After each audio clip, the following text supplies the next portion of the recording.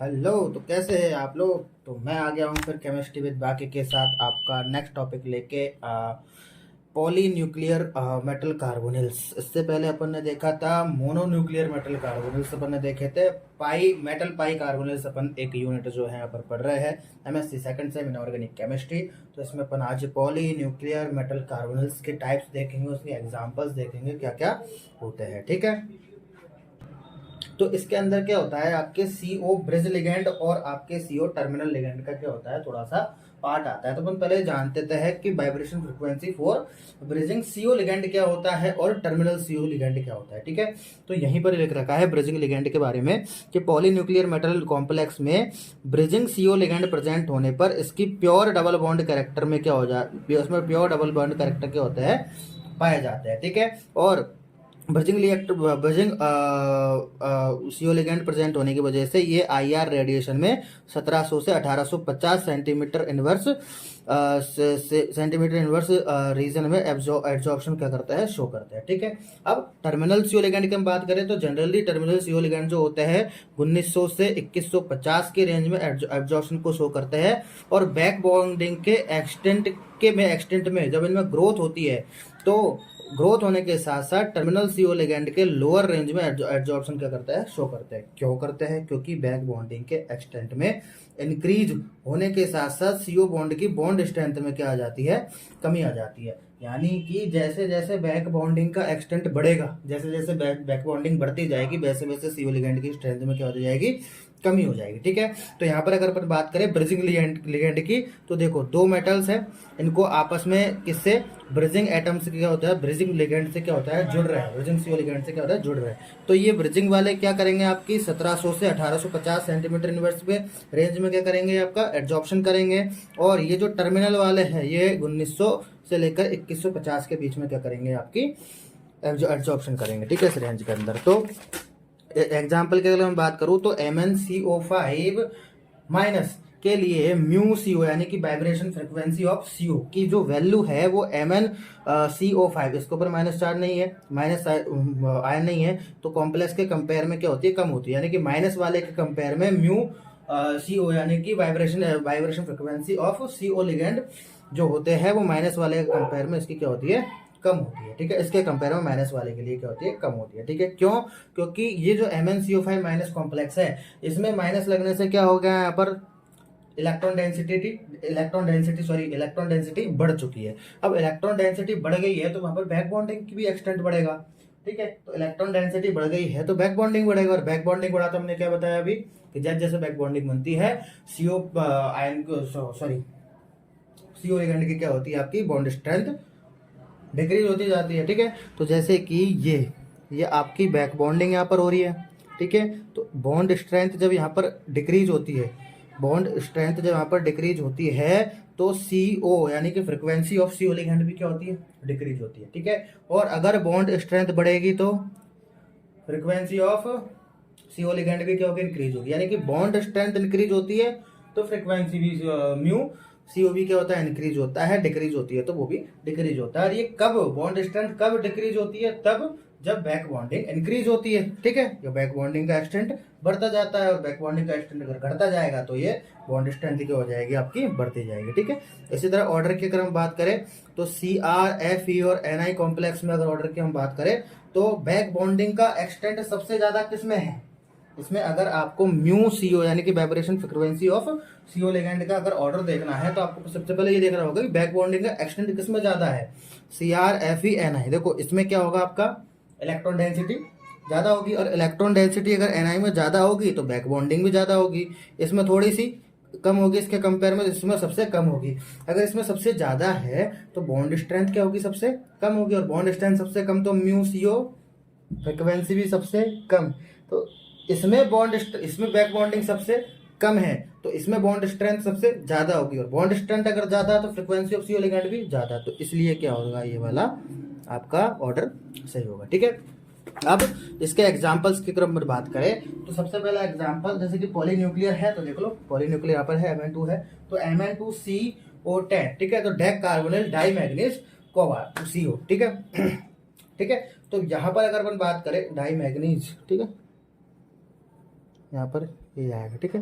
तो die carbonyl di manganese, ठीक है। तो यहाँ पर मैग्नीज के अगर अपन कॉन्फ़िगरेशन की बात करें तो D5 4s2 होता है। इसको जनरल अपन कैसे लिखते हैं, 1 2 3 4 5 और 4s में, इसमें 4s में क्या आ जाएंगे, 2 इलेक्ट्रॉन्स आ जाएंगे, ठीक है। अब 2 Mn है, 2 मैग्नीज है, तो आपको दो तरीके से इसको देखना पड़ेगा। आप सबसे पहले इसमें एक्साइटेड स्टेट देखते हैं इसमें, तो देखो इनकी पेयरिंग हो जाएगी, इन दोनों की पेयरिंग हुई, ये बन गया, इन दोनों की पेयरिंग हुई, ये बन गया, ठीक है। और इन दोनों की पेयरिंग हुई, ये बन गया, और यहाँ से एक जो बचा वो एक्साइट होकर के क्या आ गया, यहाँ पर आ गया। सेम प्रोसेस नीचे वाले में भी होगी, क्यों, क्योंकि 2 है वहां पर तो सेम ही होगी, ठीक है। तो सेम की सेम यहाँ पे क्या होगी, ये होगी। अब जो ये सिंगल सिंगल बॉन्ड है, ये क्या होते हैं आपस में, अब देखो 2 मैग्नीज है तो आपस में किसी ना किसी बॉन्ड से तो जुड़ेंगे, एक सिंगल, अब ये क्या करेंगे आपस में एक एक इलेक्ट्रॉन्स की क्या करेंगे, पेयरिंग करेंगे, और उनसे क्या होगा, अपना बॉन्ड बनेगा।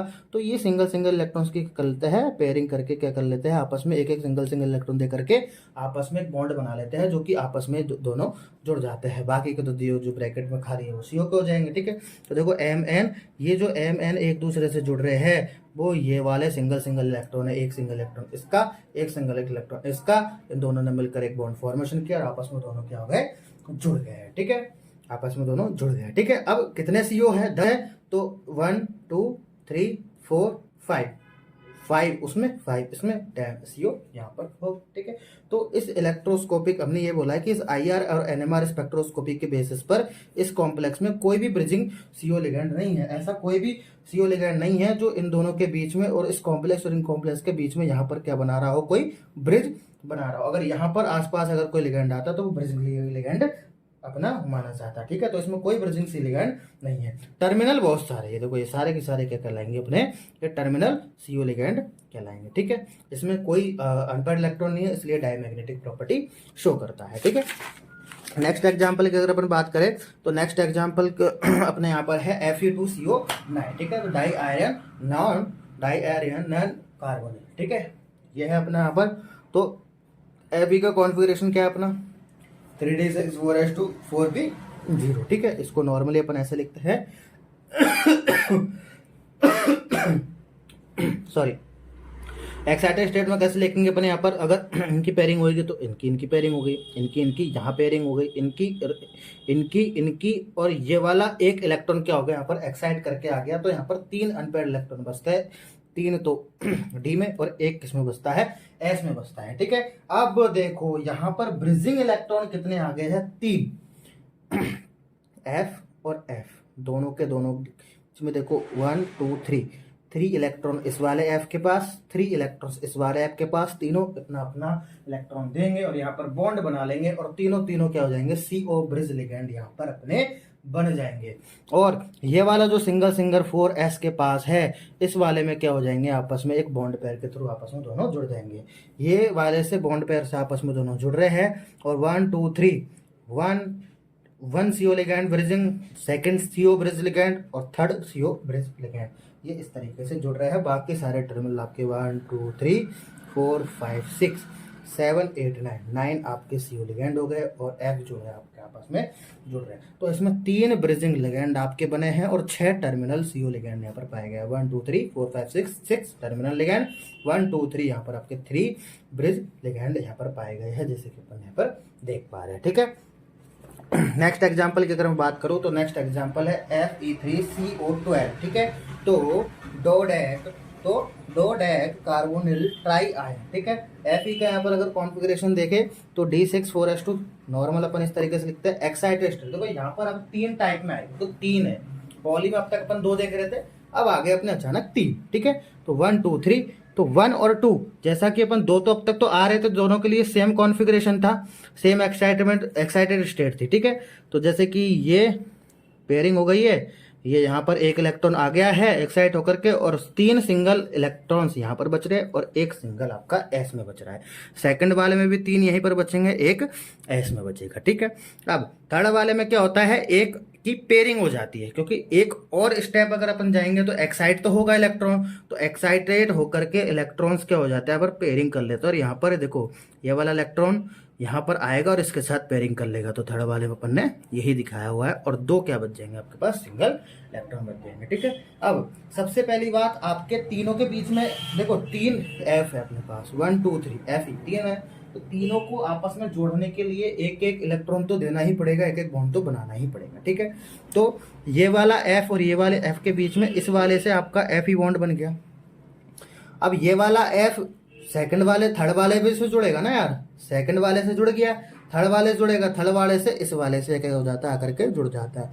अब सेकंड वाला भी थर्ड वाले से जुड़ेगा, तीनों आपस में जुड़ेंगे, तो सेकंड वाला ये थर्ड वाले इस वाले से क्या हो जाता है, जुड़ जाता है। ठीक है, अब सिंगल इलेक्ट्रॉन्स कितने बचे, सिंगल अनपेयर्ड 1 2 1 2, यानी कि F1 और F2 के Fe1 और Fe2 के पास बचे। तो इन दोनों के बीच में क्या हो जाएगी, ब्रिजिंग हो जाएगी। ये 2 CO लिगेंड, ये 2 ब्रिजिंग लिगेंड अपने पास क्या आ जाएंगे, यहाँ पर आ जाएंगे। तो Fe Fe F, ये तीनों Fe के हो रहे हैं अपने एक एक सिंगल बॉन्ड से जुड़ा हुआ है।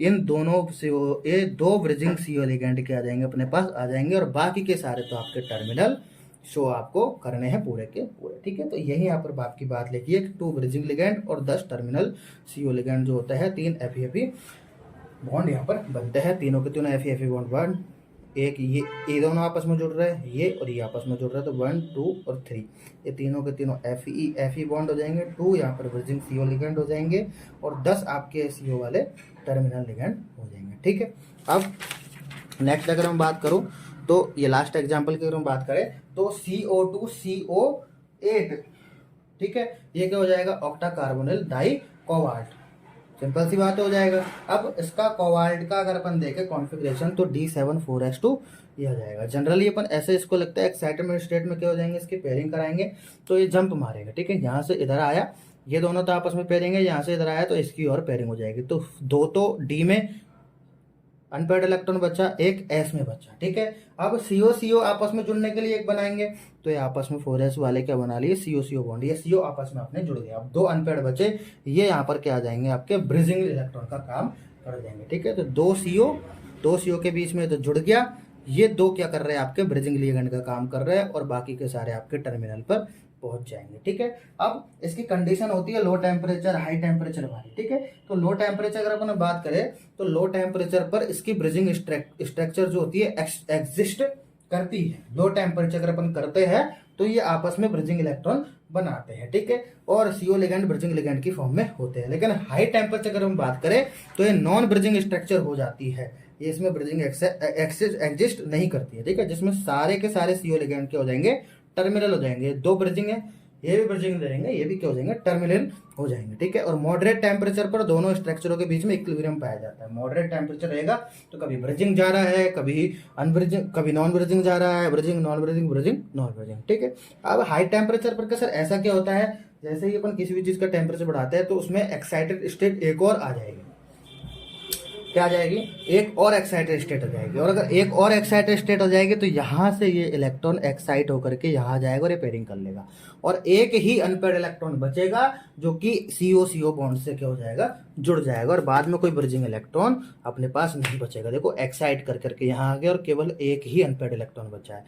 ये भी सेम आएगा, आपस में CO लिगेंड के थ्रू जुड़ जाएंगे, और बीच में यहाँ पर कोई भी ब्रिजिंग इलेक्ट्रॉन बचेगा ही नहीं। ठीक है, तो ये था आपका पॉलीन्यूक्लियर मेटल कार्बोनिल वाला पार्ट। ठीक है, तो ये वाला सेक्शन आपका खत्म। ये लेक्चर आपके ये यूनिट जो मेटल पाई कार्बोनिल से 2-3 लेक्चर्स की और बची हुई है। इसके बाद अपन कोशिश करेंगे कि ऑर्गेनिक का पार्ट अपन थोड़ा सा ले उसको अपन देखें MSc लेवल पे, सेकंड सेम के लेवल पे उसमें क्या है। ठीक है, तो ज़्यादा से ज़्यादा देखिए, लाइक कीजिए, सब्सक्राइब कीजिए और शेयर कीजिए, ताकि आपको एग्जाम्स में बेनिफिट हो सके। नोट्स भी आप यहाँ से सीधा स्क्रीनशॉट ले सकते हैं, नहीं ले सकते तो हमारे टेलीग्राम चैनल को ज्वाइन कीजिए, वहाँ पर हम आपको नोट्स प्रोवाइड करा देंगे आपको। ठीक है, तो thank you for watching, all the best.